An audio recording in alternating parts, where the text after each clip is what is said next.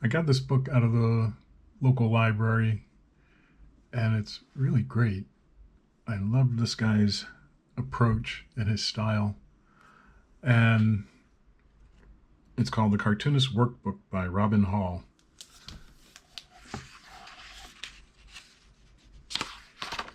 There's one of his drawings there. Very rough, loose, sketchy lines that he does. Here's his chapters, his preface, and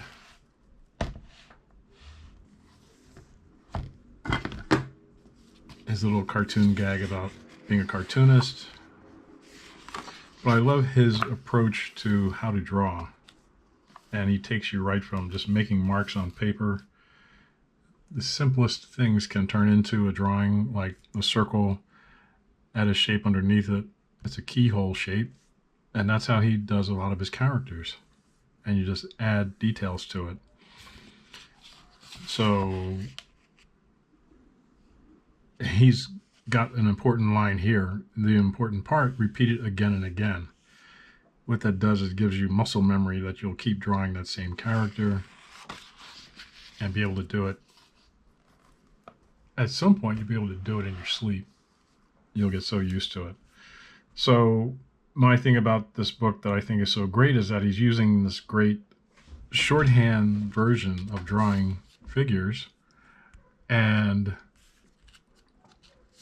once you do this shorthand version, you can draw any other style you want on top of it. So he's got some action poses here. And once you do stuff like this, you can draw whatever character design you want on top, but you're getting the basic proportions, pose, what expressions you want. So here's this page of expressions. And you can start with basic stuff like this and add to it. So if you want to draw something that's from a TV show that you like, start something like this and do your guidelines like I showed you before.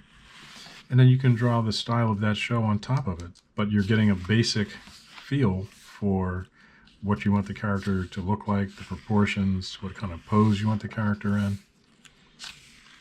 So here he's moving into advanced stuff like doing cars, houses, cats, chairs. Everything comes down to just basic lines and shapes to get it right. You can make different kinds of people. All these different shapes make different kinds of people. So I like this book a lot. I'm glad I took it out. Getting into composition, putting your characters in a square. What's going on in that drawing? What are you trying to put across? And these are basic tips about how to do that. And then he gets into exaggeration, how to use perspective, how to do caricature of different types of people, getting into slightly more realistic looking bodies, like these down here.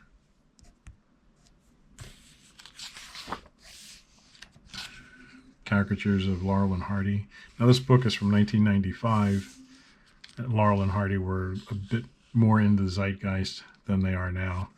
And here we got some basic bodies, just drawn with circles, ovals, ellipses. And from that you can do poses of whatever you want. You can start with your stick figure and add on top of it.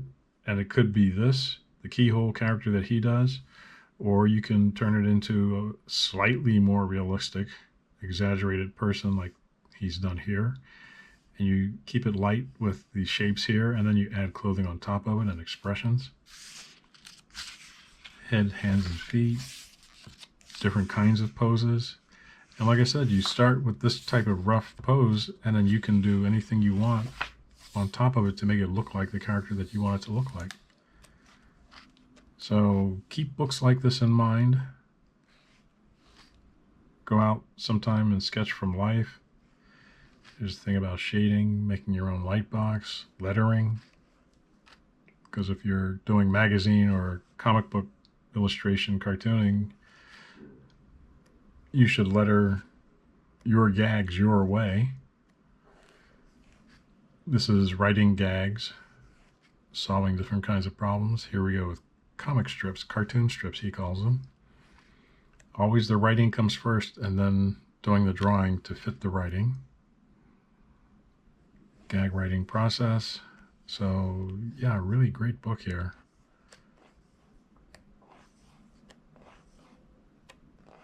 Look at all these different ways of drawing. So like I said, there's not just one way to do anything. There's always more than one way. So this is in 1995, so this is when newspapers were still doing comic strips, and the King Features Syndicate was one of the biggest ones. And he was giving you tips about what to send to them. Some addresses to write to different companies, syndicates, writers groups. Some of these are probably no longer there. Anyway, a really good book, and find books like this at your local library. That way you don't get, you don't have to spend $50 on them and have them taking up space in your house like I do.